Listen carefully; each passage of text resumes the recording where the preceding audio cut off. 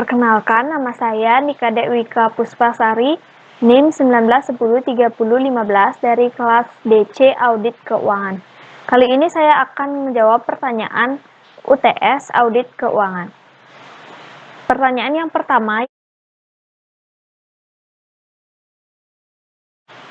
peranan profesi akuntan publik dalam suatu negara, yang pertama yaitu memberikan jaminan informasi. Jadi akuntan publik berperan memberikan keyakinan atas kualitas informasi keuangan dengan memberikan pendapat yang independen atas kewajaran penyajian informasi dalam laporan keuangan agar nantinya dapat dijadikan dasar bagi investor dalam mengambil keputusan. Yang kedua, yaitu membantu pertimbangan investor pasar modal. Jadi, akuntan publik membantu investor saham dalam memahami keadaan suatu perusahaan dan juga posisi keuangan suatu perusahaan. Sehingga nantinya sebagai akuntan publik bisa memberikan informasi keuangan yang terpercaya. Yang ketiga, yaitu membantu sektor perpajakan. Jadi, akuntan publik berperan untuk memeriksa apakah laporan keuangan yang disampaikan wajib pajak telah sesuai dengan ketentuan-ketentuan yang berlaku, yang dimana nantinya bertujuan untuk mengamankan pajak negara. Yang keempat yaitu sebagai pemeriksa keuangan pemerintah. Jadi akuntan publik berperan sebagai mitra kerja atau bekerja sama dengan Badan Pemeriksa Keuangan atau BPK yang bertugas memeriksa seluruh laporan keuangan pemerintahan pusat maupun daerah. Kemudian selanjutnya yaitu contoh kasus. Contoh kasusnya yaitu masalah audit laporan keuangan di PT Bank Lipo Tbk pada tahun 2003. Pada masalah tersebut ditemukan bahwa terdapat beberapa auditor melakukan kelalaian berupa adanya keterlambatan untuk menyampaikan peristiwa penting dan juga penyampaian material mengenai penurunan anggunan. Kelalaian tersebut mengakibatkan banyak pihak yang disesatkan oleh informasi laporan keuangan yang disajikan. Jadi SOX itu merupakan Undang-Undang Perlindungan Investor dan Pengaturan Akuntansi Perusahaan Publik.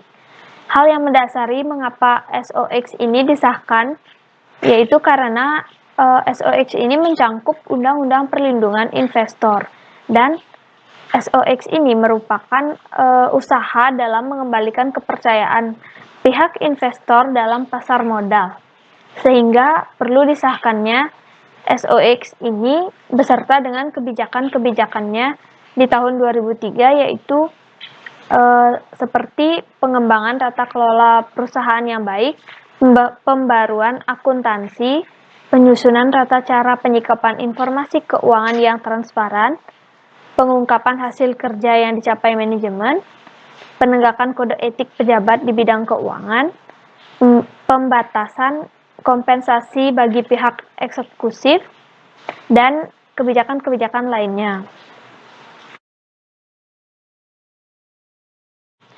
Nah, kedua perusahaan ini merupakan skandal dari kasus manipulasi laporan keuangan yang sempat mengguncang Amerika Serikat. Enron Corporation merupakan salah satu perusahaan terkemuka di dunia dan juga di Amerika Serikat. Pada akhir tahun 2001, perusahaan ini menjadi sorotan masyarakat luas ketika terungkap bahwa kondisi keuangannya yang dilaporkan dengan penipuan akuntansi yang sistematis, terlembaga, dan direncanakan secara kreatif. Perusahaan ini melebih-lebihkan laba bersih dan menutup-nutupi utang mereka. Kemudian David Dancana atau sebagai ketua partner dari Andersen untuk Enron Corporation melakukan peristiwa penghancuran dokumen. Awalnya ia mendapatkan undangan untuk dimintai kesaksiannya di Dewan Perwakilan Rakyat Amerika. Namun karena ia panik, ia memerintahkan anak buahnya untuk menghancurkan ratusan kertas kerja atau dokumen penting dan juga email yang berhubungan dengan Enron Corporation.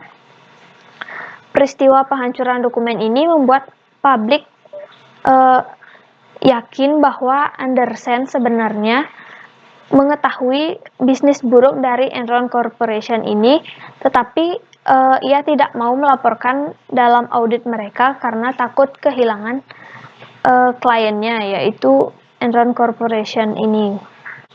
Kemudian kasus WorldCom merupakan perusahaan telekomunikasi terbesar di Amerika. Pada awal tahun 2000, perusahaan ini mengalami kemerosotan yang disebabkan oleh dot-com bubble. Dalam pendapatannya, nilai saham terus mengalami penurunan dan utang perusahaan ini semakin meningkat.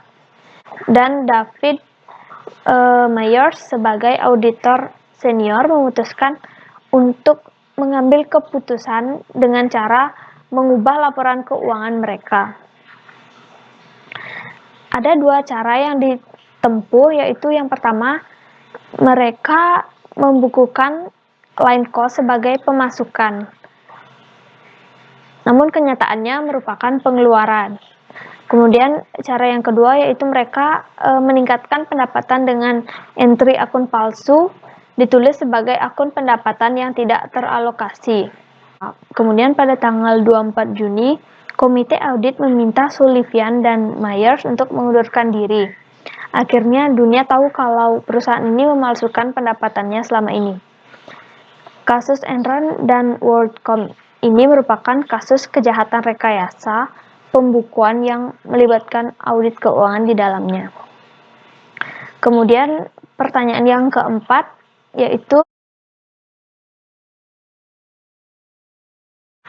jadi menurut saya keterbatasan suatu sistem pengendalian internal dalam suatu perusahaan itu hal yang wajar saja terjadi, karena setiap sistem itu pasti memiliki kekurangan dan juga setiap proses pengendalian internal yang dilakukan itu pasti tidak sepenuhnya tercapai dengan maksimal.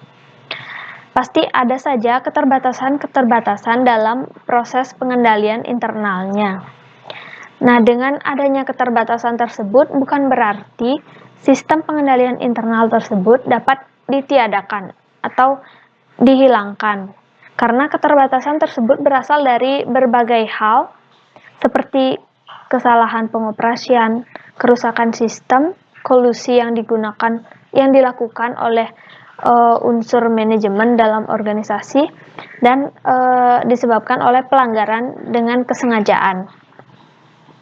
Sehingga keterbatasan tersebut tidak dapat meniadakan sistem pengendalian internal dalam sebuah perusahaan, karena SPI ini sudah melakukan proses-proses pengendalian internal, namun hasilnya yang tidak maksimal karena adanya keterbatasan tersebut. Jadi dalam sebuah perusahaan ini keterbatasan SPI ini tidak dapat meniadakan sistem pengendalian internal dalam sebuah perusahaan. Sekian pendapat dan juga jawaban dari saya. Apabila ada kesalahan ataupun kesamaan pendapat, saya mohon maaf. Saya tutup dengan ucapan terima kasih.